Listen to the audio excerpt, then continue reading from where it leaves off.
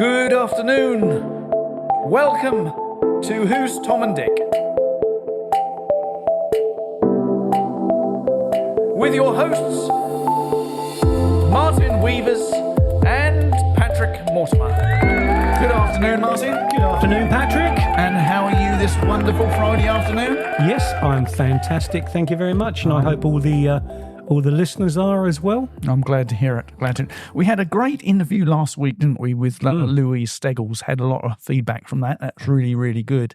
Yeah, and I like the way she was so honest. And it was really open and honest conversation, wasn't it? Yeah, I mean, some people can say, some of the things she said weren't right, but then that person has got their own view, and we would listen to that, wouldn't we? Yeah, well, I mean, that's what we want. We want people to come out with their own personal experiences and how they treated their cancers, and, because everybody's different, every cancer is different, and we all treat it in a different way. So it's very interesting to hear her point of view.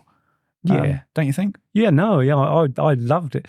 Loved the interview. Yeah, it was really nice because, as I said, I like the honesty and the openness of it, and she's taught me something else as well. Yeah, positive mental attitude is free. It's free. Yeah, yeah. And that is the sort of emphasis of this podcast: positive mental attitude. Yeah, through illness and I know adversity. Louise I gave her a lift home afterwards, and I know she was really excited about doing it, but she was so nervous. But I'm sure you'll agree, she never came over a bit nervous. No, she was very natural, I think. But well, I'm a bit nervous today. Yes. Why is that, Martin? Well, we're relying on technology. I know we are. This could go terribly wrong. I mean, are we just going to, introduce Cliff, or are we going to dial him while we're doing this? No, we're going to introduce him, and hopefully, the technology will work for us because Cliff, I'm clearing my tongue, because Cliff couldn't join us as he's actually in Toronto in Canada, isn't he? Yeah, he is. So he couldn't join us personally, and we can't fly out to him because we haven't got the budget, unfortunately, for the travel insurance for us to on its own. But, I know. so we're going to go live to Cliff Thorburn in Toronto in Canada and enlighten us. What is Cliff? Cliff was one of the number one snooker players in the whole wide world. Actually, the first man to ever do a 147 break, which we're going to talk about, and that's the maximum snooker break that you can get if you don't know anything about snooker. Right. So, right. I'm looking forward to it. Let's hope technology's on our side. Yeah, brilliant. Just to clarify, the 147 break he wasn't the first one to actually do a 147 break. No, this is the first one live on TV. In the World Championships. Yeah. So, and he's called the Grinder. So let's call the Grinder. Let's go to Cliff now. Okay, so welcome to Cliff Thorburn. Thanks very much for joining the show, Cliff. And my pleasure. And this is modern technology going all the way to Toronto, is it, where you live? That's where I am now at the moment. Yeah, I'm originally from Victoria, BC. Every second day when I wake up, I wonder why I'm living in Toronto when I came from such a beautiful city on the west coast of Canada. Cliff, are you still the head coach at Q Sports, and what does that involve? Well, I'm Canada's national coach. We're just it really is a work in progress. We don't have any youngsters playing. I'm currently coaching an 11-year-old boy that that's got a great father that wants to push him into it, and so we're having like a lot of fun with that. But he is a bit of a novelty just around the snooker clubs here in Toronto, in the sense that everybody is at least 10 years older than him. And he's coming along quite nicely. But as far as coaching normal people are concerned, yeah, there's a lot of people interested in being a snooker player. Some have dreams, aspirations of really joining the tour and everything. But so that really is difficult. But I'm coaching and trying to help as many people as I can. And it's we got a pretty big country here, and it's just full of pockets of snooker players. it's not like herding, trying to herd cats or anything like that. It really is difficult to keep a track of the game in this country. But there's a lot of interest, and I don't want this to sound negative, but it just that a lot of people are playing pool. That's still sticks and balls, and that anybody that's young probably won't be playing snooker to start with, anyways. But yeah, I'm keeping my eyes open. We've got about 10 or 11 coaches now across Canada, so.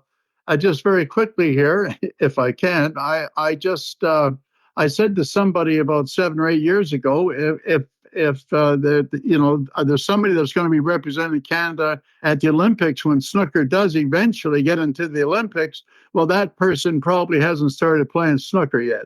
So that's the kind of situation that we've got. We need some young players, but there's a lot of people in the snooker family here, and we all love the game. So, Cliff, you can take us back after mentioning about that how you first started way back, because I believe there were no snooker tournaments or nothing like that in Canada when you first started. No, there weren't any snooker tournaments when I first started. I remember one of the first tournaments that I won in Victoria, BC. Well, the only one I won there, I think, but and I won a set of steak knives, which I was probably 17 or 18, only been playing for a year or two. I was sort of a fast starter, but I was really involved in sports, and my dad took me bowling one time, and he was a pretty good bowler. And anyways, I got bored of watching the bowling. I guess it was just I don't know, it just looked the same to me all the time. And then I heard a clicking noise, and I from a doorway and to the snooker room, and I watched a fella double the black into the side pocket, and the big drone went up, and I was just flabbergasted. I've never seen anything so beautiful in my life, and then somebody said, "Hey, kid, get out of there!" And I ran upstairs and ran to Dad. And who would have realised what that led to, Cliff? Obviously a huge career in snooker, and you earned this name, the Grinder. Where did that come from? The Grinder was David Vine. After I won the championships, and he was interviewing Alex Higgins, and he said to Alex, he said, "Boy, this guy's a real grinder, isn't he?" And Alex said something like, "He grinds real hard, believe me," or something. But it was really David Vine, and it's sort of it's stuck. It's okay. It might be a little scary to all children, but all in all, I've liked it, and I did. I never felt bad about it, really, ever.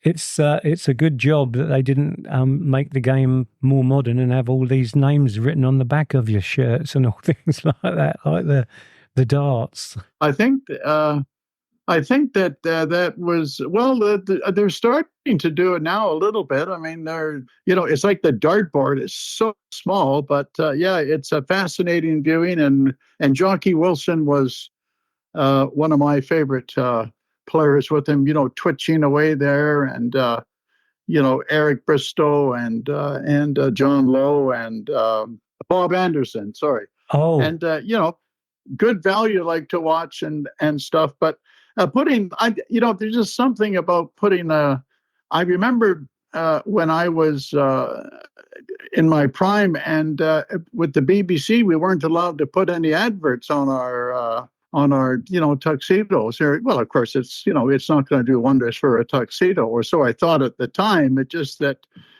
I wanted to. Well, I just thought that it was totally unfair, and eventually I was just going to go and just basically put on a Formula One racing car driver's suit on with all the to play and say, well, how do you like this here? But I thought it was unfair, but But as far as the name being on it, people, well, I guess it's good for the sport. But I mean, there's, guy, you don't have to put your name on your shirt if you're a darts player now. You just get the weird hair and they know who you are.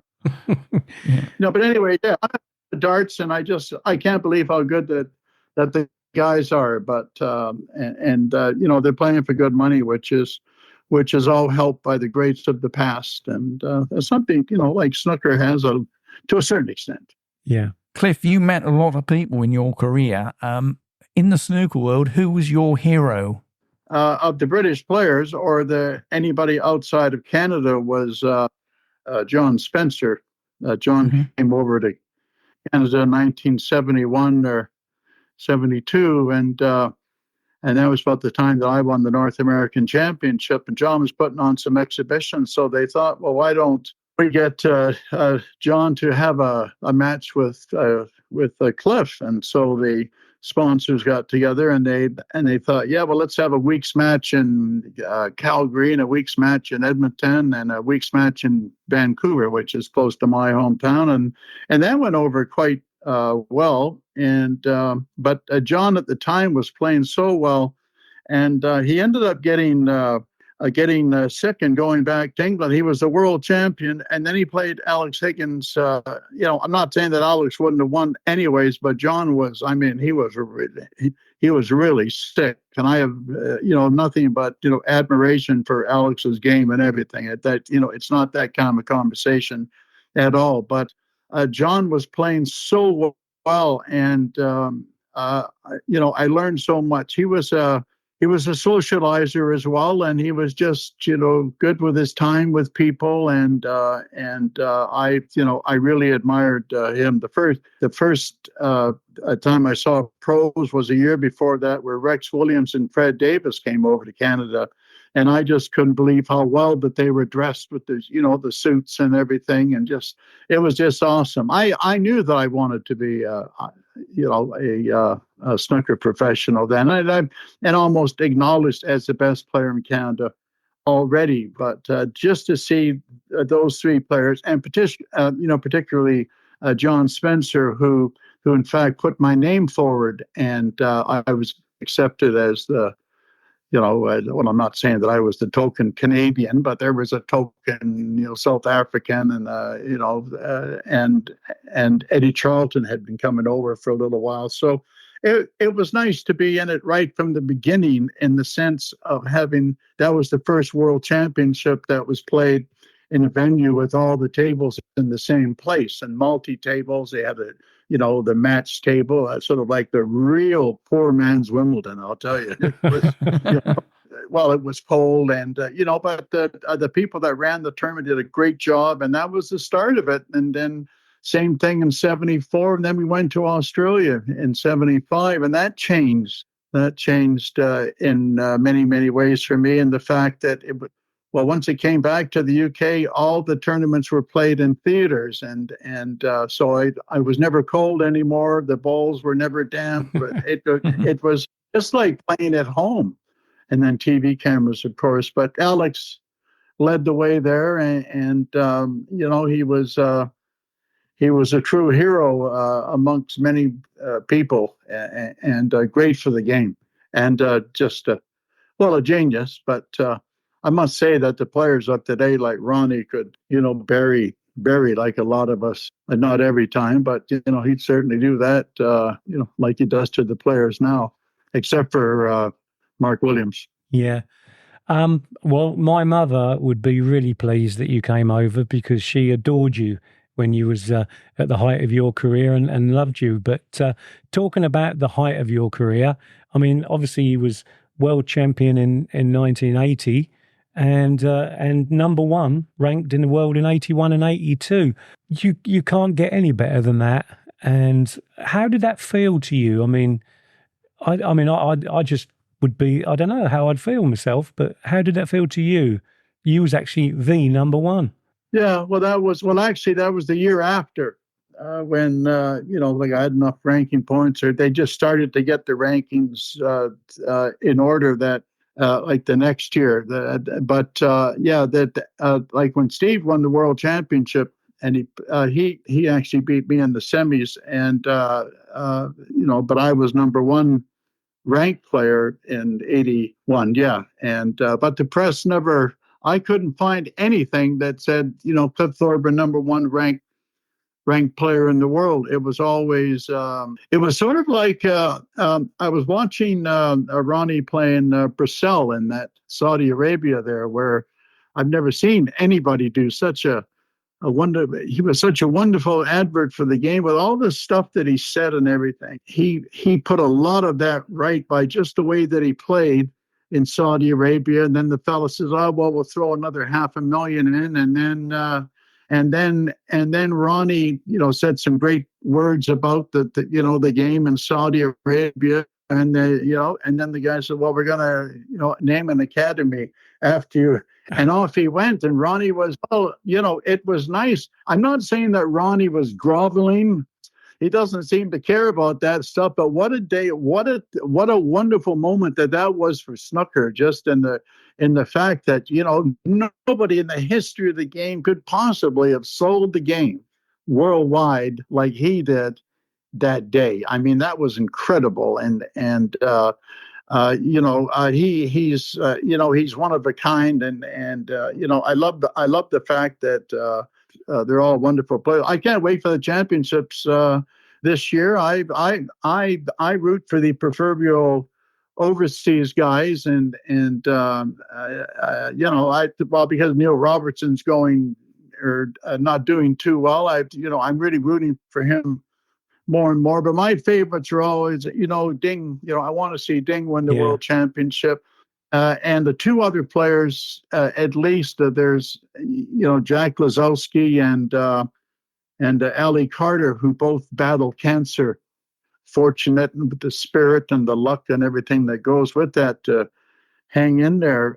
I just love those guys. I just love how like their attitude as well, and what they've been through. And they're not mouthpieces. They're just they're people that have luckily survived, and that young men. Jack was very young, and just all kinds of talent. And when I hear players or people Facebook or whatever saying disgusting things about Lazowski not winning a tournament, or Ali Carter losing this and that to Ronnie and all that stuff. I mean, it hurts those people like to say that. I mean, why do they even say that? But I'm just they have no idea what they've been through. But anyways, enough of that. I've never met Jack Lazowski, but I'm in touch with Ali Carter once in a while. And Cliff, can you remember what the prize was in 1982 when you won the championship? Well, I want to tell you about the prize money in 1980. I've spent it. I spent it. Well done. You've got a very good memory, so I would think that you would remember. Yeah, it was 15,000 pounds. I'll tell you a better number, and this is definitely not a pot of gold. But when I played John Spencer in the final in '77, and I flew over, practiced for a couple of weeks, and hotels and all that stuff, and airfare, of course. And for second place, I got 2,000 pounds. Oh wow! Yeah. And there was a tournament where when you got less money than Steve Davis, wasn't there? Wasn't you not allowed to have as much as the winner? Was that when you got your 147? Yeah, when I did, 83. It's a bone of contention with me because they said that I wasn't supposed to make more than the winner. And well, I mean that fell on deaf ears. I mean, so I've been harping about it for a long time. I don't expect the check through the mail, but I was supposed to.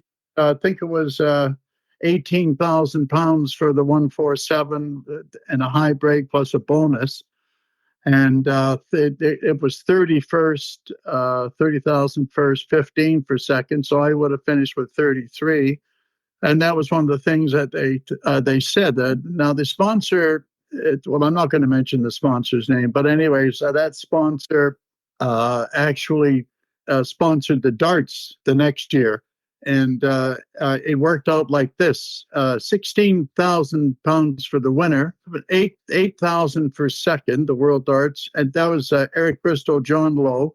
John Lowe made a 9-dart checkout, so he got $100,000 for second. I'd love it if they would have taken 93,000 pounds back off of John Lowe and said, sorry, you can't make more than the winner. But anyway, so this is like the next year, I think. So John Lowe gets 108,000 pounds, and Bristow got 6.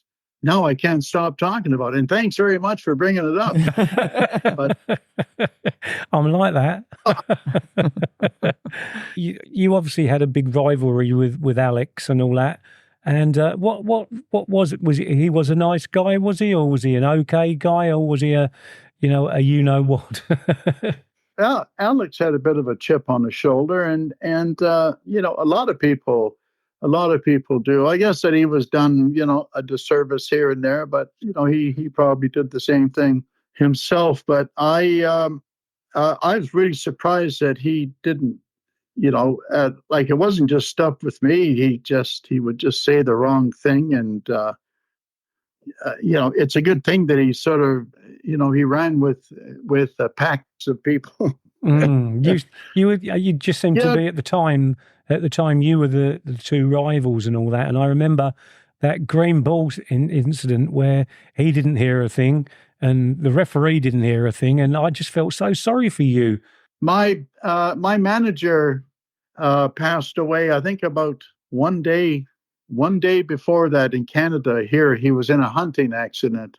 Just thought it best to play the match, and I can't really go home there, from a semifinal. But and just this little thing with I lent him my extension at the start of the match because he didn't have one, and I was the only one that had one, and that was a 1981, I guess. So I was the original extension guy made by a Canadian company called Dufferin. But after the incident, I said, okay, well, you can't borrow my extension. Well, it probably sounded like a little bit childish or whatever it was, but nobody knew that that he borrowed my extension. And plus, the main thing, of course, was that my manager passed away, and then he said I didn't hear it. Well, I mean, nobody was hitting snookers better than I did in those days. I was the grinder, and I hit the green on the right side. The brown and the yellow were on the left hand side of it. Why would I go for something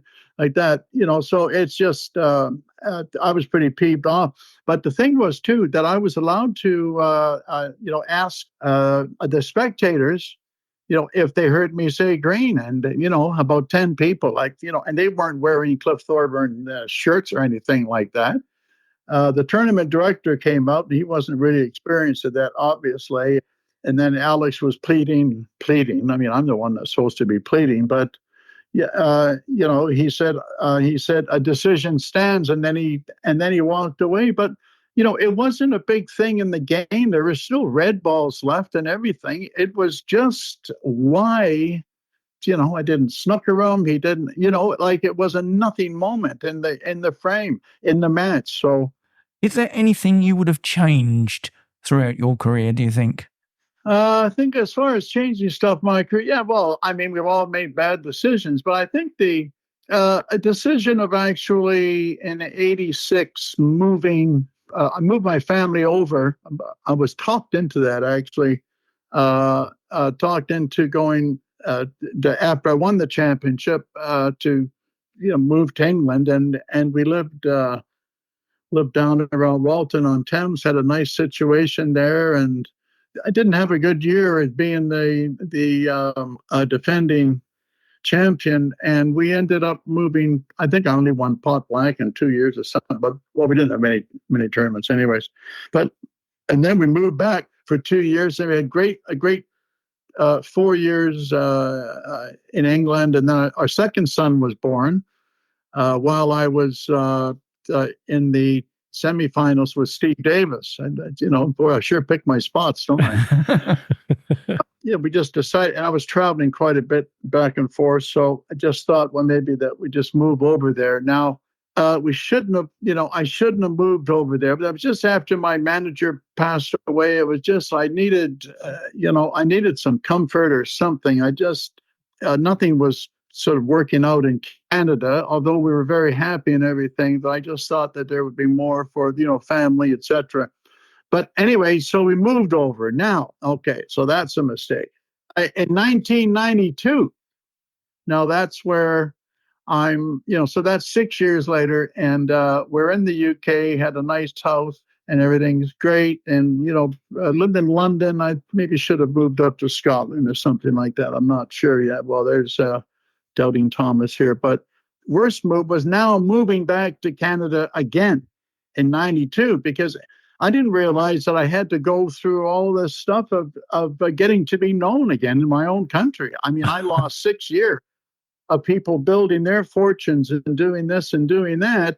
And I came in as if, somebody that, expects to, have everything go my way. Well, I didn't expect that, but I didn't realize how difficult that it would be. So, I played for a while. Well, by the way, I've got some happy stories, and I'll think of one very soon. You're doing well, Cliff. I'm thoroughly enjoying it. Yeah. So, and being back here in Canada, which is great, although I've so missed, the snooker family over there, all the guys I grew up with in my professional career, like Dennis Taylor, even Steve Davis. It's nice to see him. I mean, we had probably had 2 5-minute conversations in 18 years. But I saw him in Australia and heard somebody say hi. I said, Cliff, hey, Cliff, like this. And I looked around, and it's Steve, for the first time. And, I felt like saying, I wish I would have said it and said, what do you want this time? So you obviously you won. I've got a thing down here about you won the Masters, the seniors title in 2018. So you must have met up with some of these players who you were playing against, in your prime, so to speak. So did they change when are they still ultra competitive, or do they think, if I lose a point here, it doesn't matter? The players, yeah. We're all still friends. I mean, like, just very quickly, I played Alex twice when he was dying, and I wanted to say a few things about when he passed away. I wanted to, honor him in my own way, like just with my words, but it never seemed that way. And of course, me being the softie that I am, I didn't want. Are you a golfer as well, then? Well, I was just watching the Masters build up and everything. I'm just, I went to the Masters twice with Dennis Taylor, and wonderful time down there. 2001 when Tiger won his 4th major in a row, and in 2007, and that was a real rainy place. But yeah, I love the golf, and I got to play golf with Arnold Palmer, and I've been a very, very lucky boy. I must have watched that, because I remember that program about the Pro Celebrity Golf, because Patrick and I went out the other night to watch Jimmy Tarbuck, and he used to play in the Pro Celebrity Golf. Anyway, shall we go back to some question or a couple? We've just got a couple more questions. So you do some after dinner speaking now that I read. So is that in just in Canada, or do you come over to England to do your after dinner speaking? I do some speaking and even playing on a small table, doing some trick shots. And I do stuff in England. Yeah, I was at the RAC club last year. That was a lot of fun doing that, because they've got probably the best private club billiard room in the world. You can say that I just like to talk now. Well, we've enjoyed it, Cliff. We really have. And, you've always been a favourite, or certainly my mum. Well, she had tremendous taste. I'd like to think that as well.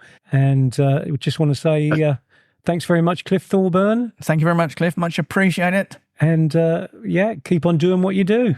Okay, yeah. Thank you, Martin and Patrick. Thank you very much. Thank you. Thank you. Well, that was a great interview there, Martin, from the great Cliff Thorburn. I know. Wasn't he so open and honest and nice? And, Guys, I hope you appreciate that was done across the live internet or the interweb. So sorry for any disruptions or background noise there. And the interference from Pat. And the interference. But anyway, everybody have a good weekend. Yes. And we'll be back next week. Oh, yes. Stay safe. Goodbye. Stay safe. Thank you very Bye, much. everyone. Bye.